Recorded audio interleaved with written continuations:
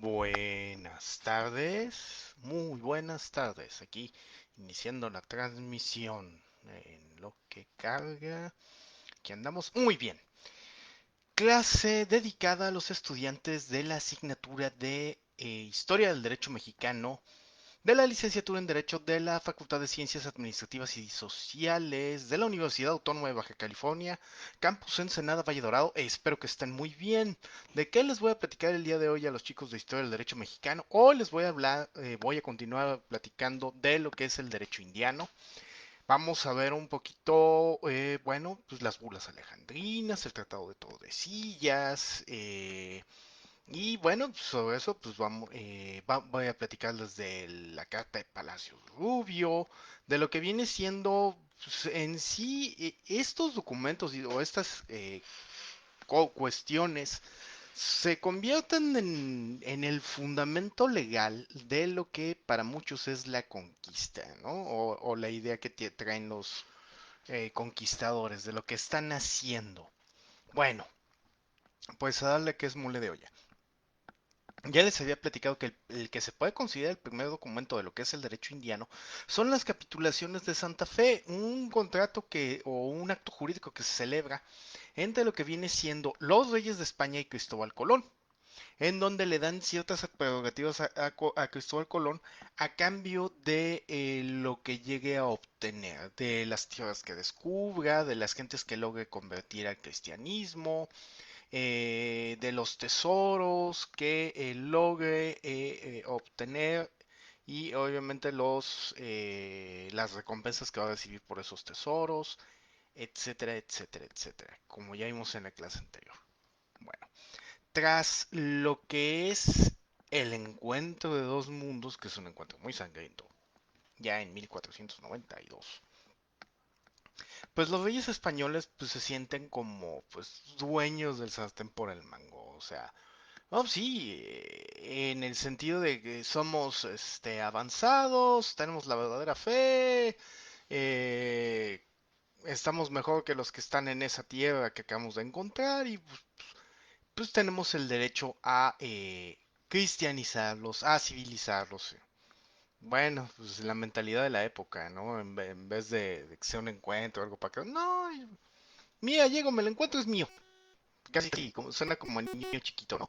Mira, es mío, es mío. Algo pasaba así con España, ¿no? Yo me lo encontré, es mío, mío, mío, mío. Pues empieza una discusión porque también en ese momento histórico otros de los grandes navegantes de los que andan descubriendo, andan manejando, también son los portugueses y los portugueses quieren en ese momento que son Portugal y recientemente España, pues ya son las grandes potencias navales, ¿no? Porque controlan rutas hacia el oriente, hacia lo que es el comercio, hacia nuevas tierras. España y Portugal están explorando este nuevo territorio, esto que se acaban de encontrar, vamos a ponerlo así.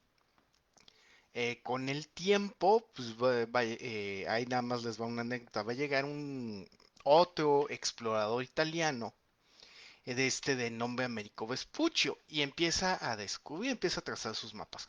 Colón también lo hace, también explora, explota las tierras, hace mapas. Y viene una discusión. Colón, pues supuestamente va a estar toda la vida y hasta su muerte, de que llegó y descubrió un camino a Asia y se la pasa buscando al Gran Khan, se la pasa buscando Zipango, China. Bueno, eso es en lo que se queda Colón. Y Américo Vespuccio dice, no, encontramos algo nuevo. No sabemos qué es, pero estamos encontrando tierras que no tienen nada que ver con Asia, no tienen nada que ver con China, ni con Zipango, ni con el Gran Khan, nada de eso. Y bueno, la discusión pues, se prolonga hasta Europa y en una abadía, ahí en lo que hoy es Alemania, pues hay un monje llamado Müller que empieza a comparar los mapas, lo que trae Américo Vespuccio, lo que trae Colón. Y Müller ahí con un grupo de monjes dice, no, no es Asia lo que estamos buscando, no, no son las Indias como pretenden decir los españoles. Estamos ante algo totalmente nuevo. ¿Cómo lo vamos a llamar? ¿Quién es? Y Müller, así, si ustedes quieren, Empieza a ver, empieza, pues es algo nuevo. Y el que ha trazado mejor los mapas, el que nos está diciendo que es algo nuevo, es este explorador italiano, Américo Vespuccio. ¿Cómo le vamos a llamar a este nuevo territorio? Y por obra y gracia de Bats Müller, el territorio se llamó América. América, el continente.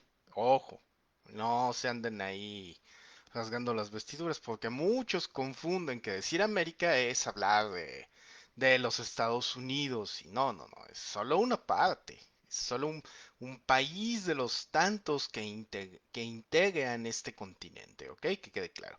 El continente es el continente americano y el nombre que se le queda al continente es América. Bueno, ¿por qué no la llamó Colombia? ¿Por qué no la llamó Colón, Colonia, algo por el estilo? Porque Colón no reconocía esta situación. Entonces, el que reconoce esto nuevo, pues es Américo Vespuccio y en honor a él que hace esa observación, que determina que estamos ante algo nuevo, se le nombra América a este continente. Pues, ¿qué decir? Le comieron el mandado a Colón. Por terco. Vamos a ponerlo así. Y bueno, ya en una reivindicación, pues hay un país casi pegado al Ecuador de nuestro continente que se llama Colombia en honor a Cristóbal Colón. Eso es lo interesante. Pero bueno, ya nada más cerrando este dato cultural. Ahora, ¿qué sucedió? Bueno, pues están España y Portugal pues ya peleándose, ¿no? De estos descubrimientos, de lo que están encontrando. Y bueno, para evitar la guerra entre países civilizados, países cristianos, pues el máximo interlocutor, el mediador es el representante de Cristo en la tierra, el representante de Dios en la tierra, que es nada más y nada menos que el Papa. En este caso, el Papa Alejandro. Van con el Papa Alejandro y en esa época y le piden su intermediación, que por cierto, este Papa Alejandro es el que hace los preparativos, el que financia a Miguel Ángel para que pinte la Capilla Sixtina. Entonces, bueno, ahí nomás para que sepamos. Bueno, este Papa se pone, hace los estudios, determina para ver quién tiene la razón y bueno, muy salomónicamente les dice, miren, va a agarrar el Papa Alejandro, va a determinar mediante una bula, las bulas son los decretos mediante los cuales los papas arreglan ciertos conflictos dentro de la iglesia, bueno, y aquí la bula buscaba arreglar un conflicto entre dos países cristianos como lo eran, o dos reinos cristianos como lo eran España y Portugal, entre los reyes católicos y el rey de Portugal. Entonces ahí emite su bula, ¿no? Y determina, en cierto meridiano, hacia el oriente, será para Portugal. Y de este meridiano hacia el poniente, el territorio que se ha descubierto será para España. Ya los monarcas dicen, bueno, pues qué bueno, ya hemos llegado a un arreglo y todo. Pasa el tiempo y el rey de Portugal, los portugueses se dan cuenta, Su Majestad, fíjese que el territorio que nos dio el Papa se está muy chico, o sea, no encontramos más territorio, a partir de ese meridiano hacia lo que viene siendo el oriente no encontramos más terreno que esto, y se quedan así sacados de onda los portugueses, ¿no? Pues, oye, pues yo quería más, ¿no? Y los españoles, pues ven que tienen una tajadota. Entonces, el rey de Portugal se hacen de palabras, hay rispidencias. Dicen, bueno, vamos a llegar a un arreglo como naciones civilizadas. Vamos a platicar en un territorio, en una ciudad. En España, más o menos pegado a la frontera con Portugal, esa ciudad se llama Tordesillas y ahí empiezan a platicar los reyes, así como una cumbre, ¿no? Reyes de dos países ahí platicando, y qué vamos a hacer, cómo le vamos a hacer, cómo lo vamos a hacer. Y deciden, ya respetando la voluntad del Papa y todo, recorrer el meridiano hacia el poniente. De tal manera que Portugal pudiera obtener más territorio y ya no hubiera discusión. Obviamente esto también es conocido como las donaciones papales, si ustedes quieren, lo que se estipula y todo esto. ¿El acuerdo a qué se llega? Bueno, una parte sí va a ser Portugal, una parte para España, pero la condición ¿cuál es? Que en esos territorios que les ha cedido el Papa en estos acuerdos y posteriormente que se redistribuyen en lo que es el Tratado de Tordesillas, el acuerdo es que en esos territorios sea divulgada la palabra de Cristo, sean convertidos al cristianismo las personas que se encuentren en esos territorios. Y obviamente pues, se les reconocerán conforme a la institución del patronato regio, que ya hablamos en otra clase, se le reconocerán ciertos atributos a los reyes tanto de España como de Portugal que ayudarán a la administración de la iglesia en esos territorios y podrán administrarla y ayudarla en sus labores, los reyes respectivos, ¿no? Pues y más que nada, todo esto a cambio de esos territorios, ¿ok? Los territorios son de estos reyes, tanto de estos reinos españoles, del reino de Portugal, siempre y cuando sea a favor del cristianismo, nada de metas religiones, nada. Bueno, eso es a lo primero que se llegó. Ya después llegaron otros países como Holanda, Inglaterra, Francia, que se instalaron más al norte de lo que hoy sabemos que podemos considerar Latinoamérica o Hispanoamérica, en donde pues o Iberoamérica, algunos dirían, pues ya de México hacia el sur, pues son, hay que reconocerlo, esos fueron los territorios que fueron en su mayoría tomados por españoles y lo que hoy es Brasil fue tomado precisamente por los portugueses, conforme a este Tratado de Tordesillas. Entonces, bueno, pues ya van apareciendo nuevos documentos en lo que es el derecho indiano, para que lo vayan hilando. Primero, tratado de... no, primero bulas alejandrinas, después tratado de Tordesillas. Y si ustedes quieren, aquí pueden tomar una institución que son las denominadas donaciones papales, ya en su relación con el patronato regio. Aquí para que lo vayan licando, para que lo vayan hilando y relacionando. Muy bien. Bueno, pues ya con esto ya que se establece, bueno, cuáles van a ser los territorios españoles, cuáles van a ser los territorios portugueses, la pregunta para los españoles viene siendo, ¿y cómo lo vamos a aplicar y bajo qué criterio? Bueno, ya sabemos que estos territorios, aquí la idea es, son territorios que existen de, de lo que viene siendo el meridiano que se estableció en Tordesillas hacia el poniente, pues es de España.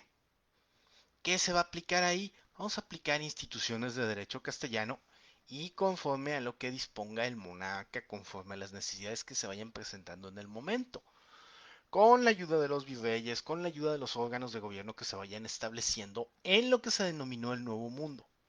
Los españoles a este Nuevo Mundo, ¿cómo lo denominaron? Lo denominaron las Indias, recordemos.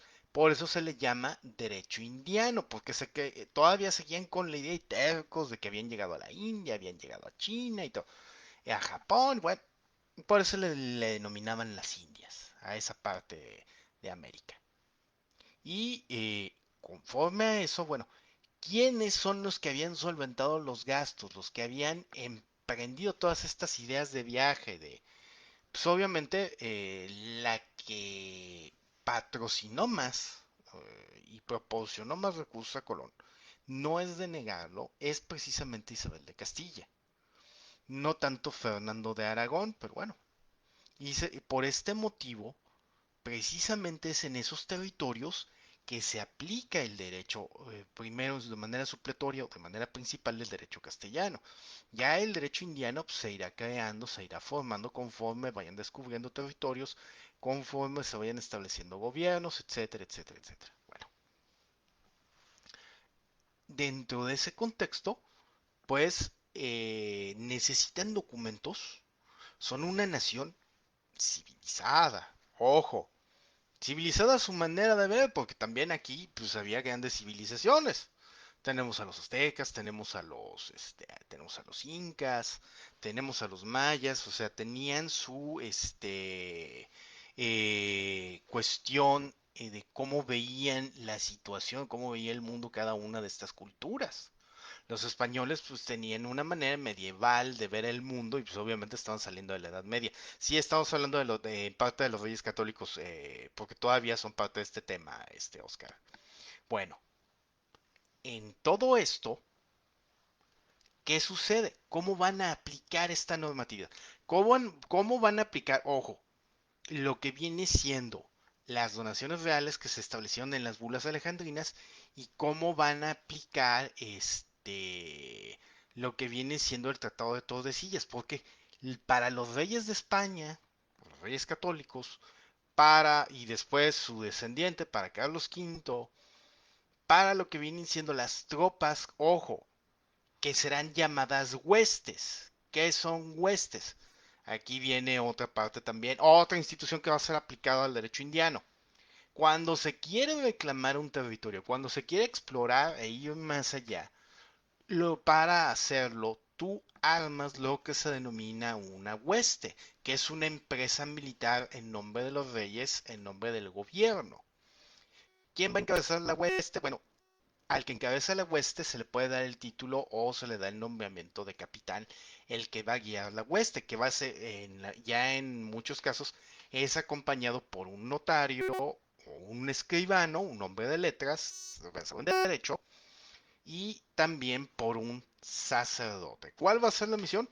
Juntar hombres para ir y buscar territorios y reclamar territorios y riquezas a nombre de los reyes de España.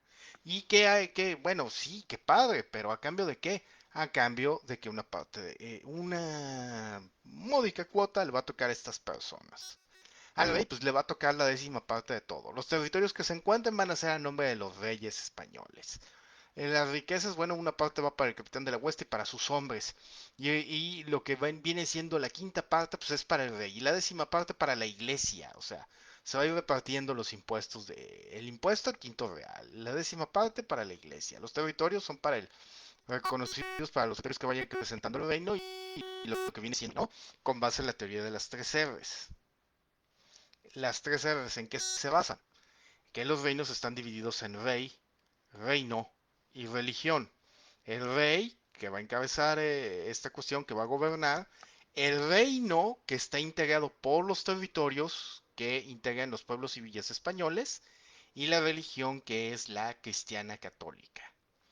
Con base en esa teoría, los pueblos y villas españoles pueden nombrar representantes ante el rey para que ayuden al monarca a crear leyes. ¿Con base en qué?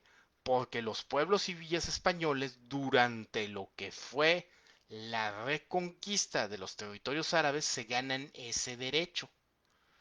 Ese tipo de disposiciones basados en lo que denominamos en las siete partidas son las que van a permear también en este tipo de instituciones.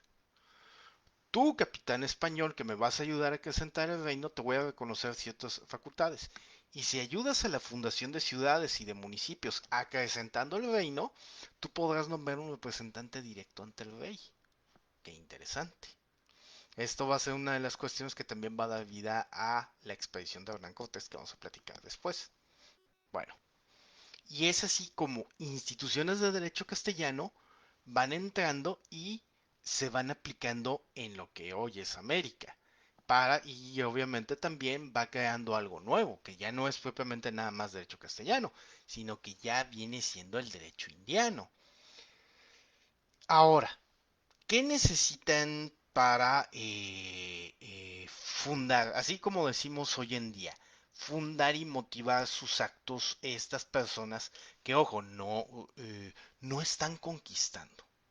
Ojo, eufemísticamente no están conquistando, militarmente sí. Permítame tantito.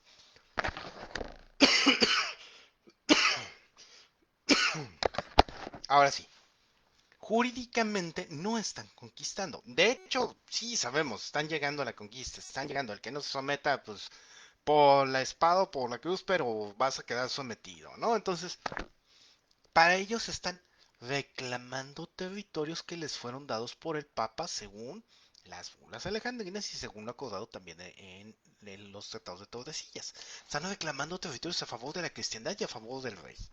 Territorios que les fueron dados por el Papa en nombre de Dios. Ah, caray, o sea, vean el pensamiento de la época, ¿no? O sea, no sé qué hay, pero es algo así como la catafixia. No sé qué hay, pero yo sé que te lo voy a dar. Bueno, en ese contexto, ¿no? Están, pues van tanteando, bueno, ya me lo dieron, ahora voy a ir a ver qué me dieron. Y pues lo van reclamando conforme van avanzando y todo. Pero para hacer el reclamo, pues hay que motivarlo, hay que fundamentarlo. ¿Qué hacen los reyes españoles? Consultan a un jurista que lleva bien los asuntos, que se llama Palacios Rubio. Les dice, hay que fundar y motivar esta situación con la cual estamos reclamando los territorios. Y Palacios Rubio escribe el documento de Palacios Rubio o la carta de Palacios Rubio, la cual, en la cual se establece que conforme se vayan encontrando territorios, se van a ir reclamando. Esa carta les debe ser leída a los nativos que se vayan encontrando, ¿sí? En ella se debe establecer que esos territorios en los que están son territorios que les han sido cedidos por la autoridad del Papa a los reyes de España y que por tal motivo los reyes de España son los amos y señores, los gobernantes de esos territorios. Por ese motivo, los habitantes de ese lugar deben de atenerse, deben de ser obedientes a la autoridad que les es dada a los reyes de España.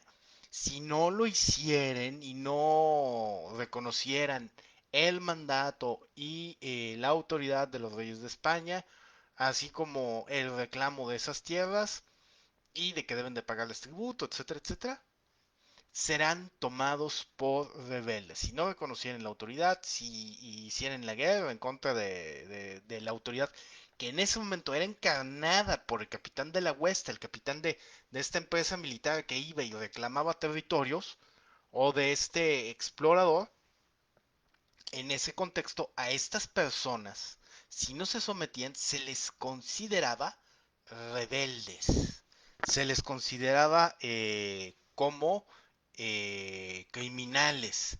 Por tal motivo, ya los españoles, en el mismo documento se establecía que los rebeldes podían ser considerados reos de esclavitud y para que se les hiciera sentir la autoridad y si no era por la razón, era por la fuerza que se sometían a la autoridad de los reyes de España, que en ese momento era encarnada por el capitán de la hueste. Ah, caray. Y los indígenas y la gente, ¿cómo iba a saber esto? Ah, pues las naciones civilizadas hablaban lenguas civilizadas, según los españoles. ¿Cuáles eran? Bueno, pues lenguas bíblicas. Bueno, arameo no, ¿no? Pero ¿qué idiomas usan o qué lenguas? Bueno, pues la carta va a ser escrita en ¿cuál? Pues obviamente en español, en latín y en griego. Y esa carta se la van a leer cuando llegan con un grupo de nativos, un grupo de indígenas, les van a leer esa carta. Los indígenas pues les van a estar leyendo el documento y van a quedar, ay, y pues en su lengua natal van a decir, oye, ¿qué están diciendo? No sé, pero es un espectáculo que está chido, ¿no? Están medio loquitos, pero, a ver, ¿qué nos dicen? ¿Qué cuentan? ¿No? Y cuando empiezan a ver que como no están ahí y no les hacen caso, pues los empiezan a tildar de rebeldes. ¿Y qué hace el español? Pues llega y empieza a detener, empieza a esclavizar gente, etcétera, ¿no? O sea, de estas cuestiones del encuentro de dos culturas en que es el choque, no es encuentro, es choque de culturas, ¿no? O sea, me traes en una mano la Biblia, me hablas de amor al prójimo y como no te hago caso porque no sé de qué me estás hablando, porque no entiendo tu idioma, pues vas a agarrar la espada y con el arcabuz y me vas a esclavizar y me vas a quitar la tierra. Ay, no, pues está cañón, ¿no? Y pues lo vemos y sí, parece un chiste, pero en su momento fue algo tremendo, algo que en su momento llegó a tal grado, el grado de esclavitud y el grado de que tomaban partido, que hubo sacerdotes que se opusieron a esto, como Fray Bartolomé de las Casas, que hizo sus pininos aquí en México, que hizo sus pininos en lo que hoy es República Dominicana, y empezaron a abogar por los indios. porque ya era tal la esclavitud, pues los indios pues, eran como personas sacados del paraíso terrenal, o sea que ahora los estabas metiendo al infierno, ¿no? ¿Y de qué se trata?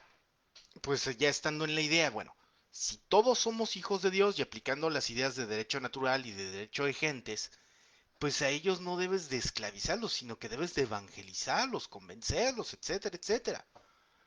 Bajo esta tesitura, la reina y después Carlos V, o primero la reina, Isabel de Castilla, luego su hija Juana, se establecen leyes para garantizar la libertad de los indígenas y que no sean esclavizados. Vendrán otras instituciones con las cuales los van a someter, pero bueno, eso ya será tema de otra clase que les voy a platicar ya con Hernán Cortés, que serán las famosas encomiendas.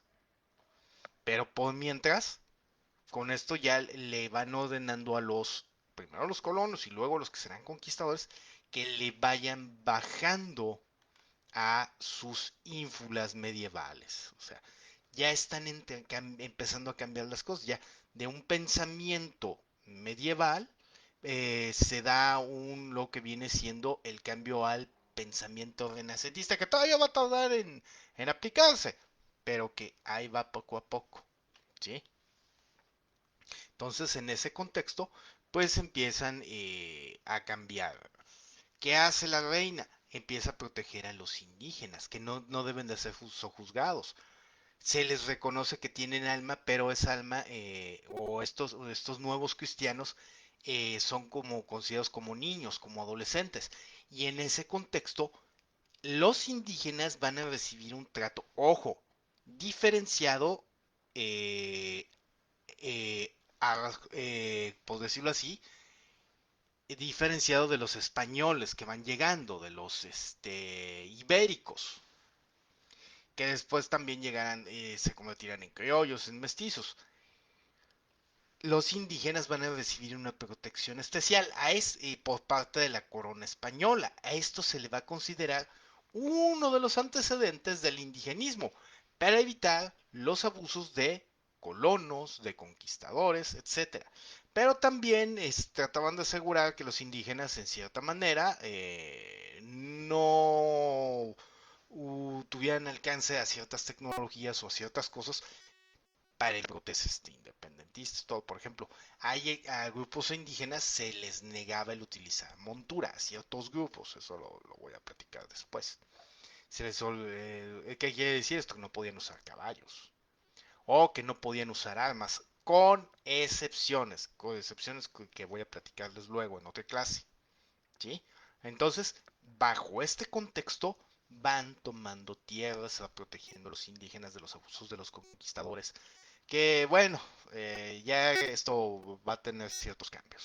Ahora, en la siguiente clase voy a hablarles un poquito ya de lo que, cómo se da esta aplicación, ya con propiamente el derecho indiano, ya con Hernán Cortés, ¿sí? Ya con, pues, de la transición entre de los reyes católicos, su hija Juana la Loca y obviamente con Carlos V, ¿no? Cómo fue cambiando el panorama y la aplicación del derecho, porque esto también es interesante. No es la misma mentalidad la de los reyes católicos que la de su nieto Carlos V. La de su nieto Carlos V ya trae otra mentalidad en donde ya no es. Aquí hay un cambio de dinastías, de lo que viene siendo en lo que fue el reinado de Juana la Loca, ahí se da el cambio de dinastía porque es que ella, la familia de los reyes católicos, la que habían establecido y de la que era Juana, era la familia Trastamara y hay un cambio de dinastía ya con Carlos V porque es hijo de un príncipe de Habsburgo. Entonces se pasa de la dinastía Trastamara, que se considera que es la primera dinastía que hay en España, se pasa a la casa real de los Habsburgo, que va a vivir, por lo menos van a estar ahí incrustados en España unos 2 siglos los Habsburgo. Pero por un montón de cosas, bueno, esto termina y la última dinastía, que es la actual casa reinante, que es la de los Borbones. Pero bueno, eso ya será materia de la siguiente clase. Yo espero que la clase les haya gustado. Soy su profesor Francisco Felipe de Jesús Pérez Alejandro. Espero que les vaya bien. Pónganse a estudiar y pues nos estamos viendo. Cualquier duda aquí en los comentarios, como le hace el compañero Starmin, que ahorita nos hizo una pregunta de qué onda con los fieles católicos y sí, desde la clase pasada estamos hablando de ellos, pues sí, pero son los que lo aplican y, pues, dejan esta huella en el derecho indiano. Bueno, vuelvo a señalarlo, soy su profesor Francisco Felipe de Jesús Pérez Alejandra, espero que les vaya bien, que tengan una bonita noche, tarde, noche, buen días, como estén, conforme vean este video. Que les vaya bien, hasta luego.